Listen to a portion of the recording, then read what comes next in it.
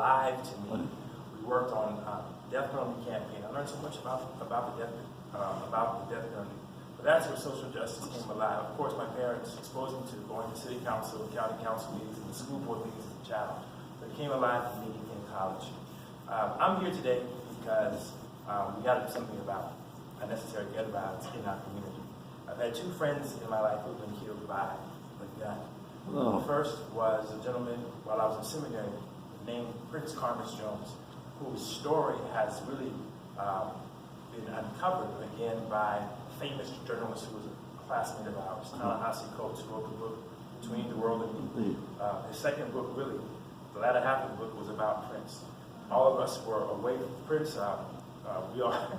Prince stopped school and then come back. All of us were away from school, but he was a trainer at Bally's, a personal trainer. He left his job in a black Cherokee truck, driving, dropped the young lady off out in Prince George's County. Prince George's County is one of the wealthiest counties in America.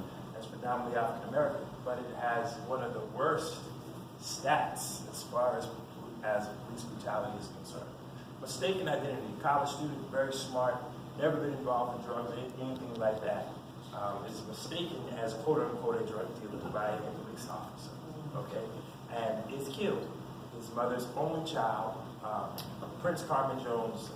Read the book, Between the World and Me. Ta-Nehisi Coates does a wonderful job of painting who Prince really was.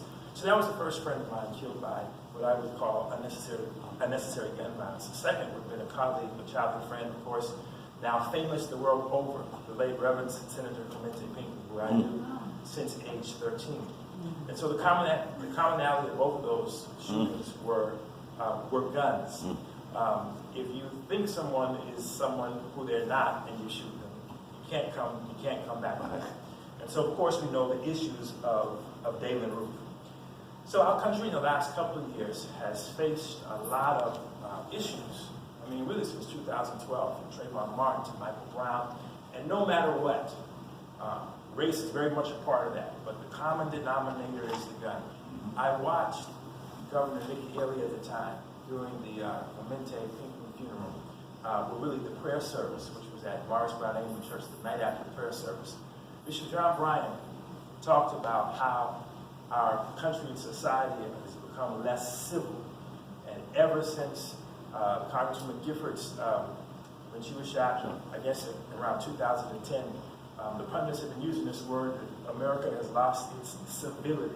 That's a nice way of saying lost our manners, so on and so forth. But I watched as Bishop Bryant at the time, who was the senior bishop of the African Methodist Episcopal Church, he talked about the commonality of the gun. And I looked over and saw Governor Nikki Haley, and she kind of twitched. And I remember saying to myself, man, these politicians are not going to like that real talk. Next thing you know, the whole conversation changed to the coming down of the flag. And I don't care what anyone says, I'm glad the flag came down.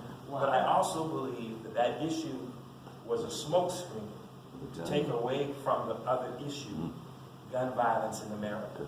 Okay, it was almost like she had a twitch. So we have been left feeling that life for all of us is dangerous. I have some notes here, but I'm just really talking really from the heart. And so even this issue with the gentleman in Cleveland, the senseless shooting this past week, something has got to give. And so I've just been inspired sitting here today, listening about the work that you're doing. As a matter of fact, I've been wondering in my mind how I can do something like that. I already know, but now knowing that it's already happening, I want to get you information and want to help you with that. We did something like that when I was in Indianapolis. So I want to ask a couple of questions. We must ask the question as it relates to this gun violence epidemic. How long really is too long? It's a question that King asks. How long will our children be hurt and unappreciated? How long will young men and women be killed? How long will women be dehumanized? Because when we think about gun violence in the state of South Carolina, as it relates to domestic violence, this state is like the worst. Okay? How long will we be demoralized? How long will the criminal justice system overlook this? How long will our communities perish? And so I wrote some stats down, which I'm pretty sure everyone in this room already knows. But I want to ask this question. I want to state this. I have no problem with responsible gun ownership. I grew up across the street from a gentleman who was from Abbeville, South Carolina, Mr. Bruce, who was a gun collector. You know, a magnificent gun collection. I never saw all of it, but every now and then, with permission from my parents, he would let us see his wonderful gun collection. There's nothing wrong with responsible gun ownership, but our fascination with the gun has caused damage to many people and families. Where are guns made and manufactured, and where are they used mostly in the wrong way? As of December 23rd, the 23rd of December 2015, 12,942 people had been killed in the United States as relates to unintentional shooting or murders. Terrorism dominates the headlines and budget lines, but really, our gun epidemic is just as much a national issue as anything else. So we have these mass shootings. But even with all the mass shootings that we have, do you not know more people are killed by guns, by persons who know each other, on a personal level? The South Carolina rates of gun violence crime are of the worst in the nation. There were 5 gun murders for every 100,000 people in the state in 2010, 39% higher than the national average of 3.6 gun murders per 100,000 people. The number of South Carolina residents who have been victims of gun violence is staggering. From 2001 to 2010, there were 5,991 people killed by guns in South Carolina. That's 15% more than all U.S. combat deaths in Iraq and Afghanistan, all of those wars combined. As of 2010, someone is killed with a gun every 14 hours in the state. 4, an aggravated assault with a firearm occurs every hour and a half. And so, I've just been encouraged by being here with you today, knowing all the work that is happening in the state, and I just very much want to be a part of that work, helping as much as I can. As we're talking about organizations, Stokely Carmichael once said, we can never have enough organizations. But all people need to be a part of an organization that is organizing and mobilizing people. And so this group here, specifically on gun violence, which is absolutely necessary, your organization, I was tremendously blessed when I met persons from the organization at Nickelodeon the other week. There's another organization called the Central Midlands Justice Ministry, which persons have heard about, which is organizing congregations.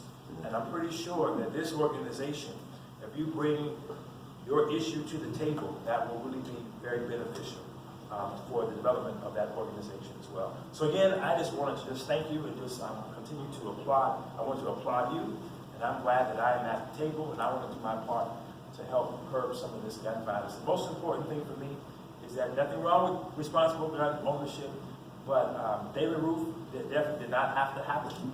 I know for a fact, and we know this, that the FBI called all 9 families and really apologized because there were red flags that he should never have been able to purchase a gun.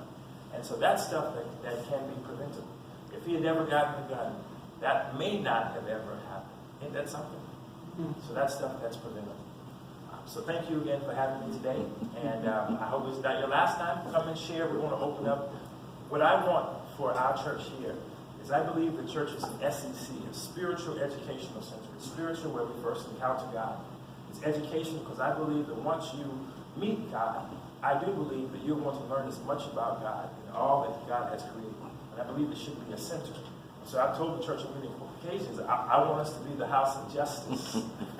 So I want community groups that are concerned about the community and pursuing justice, as Micah 6:8 says, to have a home and feel open and feel like they can come here as a place of refuge and meeting and strength at Reid Chapel AME Church. So again, I want to thank you for coming here and letting me be a part of your organization. To God be the glory. We have some questions. Stand Up Sunday a couple of weeks ago, and there's just so much. I mean, there's so many stats. I mean, just getting ready for today, just reading the stats and researching them, you just learn so much. Right here on Wilkes Road, there was a murder and rape. 2000, I want to say 16. It may have been the end of 15, but right here off of Wilkes Road. So this community, and we know this Greenview community has been plagued by gun violence. So, yes, sir. It's not a question, but I want to say something. you know, having faith and believing in God and the things. We were down at the State House before the other bill. Remember, we went on the floor. And before we actually was in the lobby, a young man and I from Manny, we testified over an hour about God, you know, goodness and bringing us from wars and everything. And I'm saying this to say this. When I left there, I was hungry. I stopped by a gas station, was making a hot dog. A young man, short guy, came up, you know, Anglo, and he brushed up against me and cut in front of me.